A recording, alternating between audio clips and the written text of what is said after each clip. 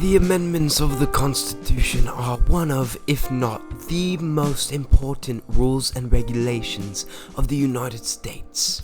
They help establish laws and keep us as citizens in check legally. But do we need all of the... how many is it? 27? 27 amendments in our Constitution? Are some still relevant to us in any way, shape, or form? If so, which ones aren't? The two amendments that we believe are most important to us include Amendment 1 and Amendment 26. The First Amendment is the freedom of religion, speech, press, or to assemble and petition the government. We all have grown up under certain ideals from our parents, whether it is religion or the freedom of our parents talking to us about the state of the world. Regardless of how we've grown up, Amendment 1 has played a key role in the development of our lives and is very important to our and everybody else's family today. Think about it. If you and your family didn't have the right to vote for the next president all because you shared a different religion than those around you, how would that make you feel? In other instances, your entire freedom of speech would be completely revoked, all because you're Buddhist instead of Christian.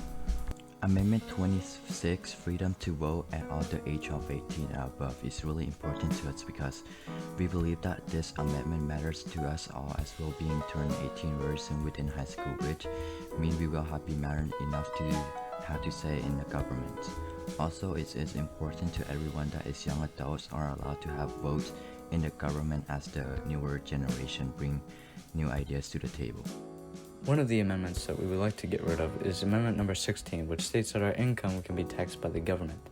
Taxes are useful for government to circulate currency and do other important things. However, in some instances, it can get quite excessive. We are taxed on a hefty number of things, including income, payroll, property, sales, capital gains, dividends, imports, estates, and gifts, as well as a handful of other fees that can be quite a problem for those living off of low income wages. We feel that it would only be fair to reduce income taxes by about 50% per state. Moving on, we would love to talk about some new amendments to add to our Constitution relating specifically to traffic. All across America, thousands of freeways exist, and generally the speed limits range from 65 miles per hour to 70 miles per hour. Nowadays, however, cars are much more developed and they travel faster, and the speed limits are kind of too low to keep up with the average driver's speed and the flow of traffic, causing a lot of bumps within the minds of drivers who could get pulled over for being too slow or maybe being too fast relating to the speed limit, because everyone is driving the wrong limit on these slower freeways, which, as you can see by this picture, these freeways are quite capable of housing a much faster speed. Today, we propose that there should be much less of a restriction to speeds within each individual state in order to keep up with the rapidly developing world around us, especially relating to cars and the development of cars. As you can see, like I said, this freeway definitely has the ability to house all these cars driving at least 85 to 90 miles per hour, as basically all freeways are limited to 65 miles per hour within themselves. We propose to increase speed limits so that the average speed increases, people can get places faster, and the general freeway driver will be able to go a similar speed to those around them without having the fear of being pulled over, as everyone is going the wrong limit from time to time. All around our nation, people are constantly pulled over for what is known as extremely minor accidents or small offenses, to the point where they might not have even known about what they were pulled over for, and these people typically end up having to pay a large fine or go to schooling in order to avoid this traffic stop being placed on their record.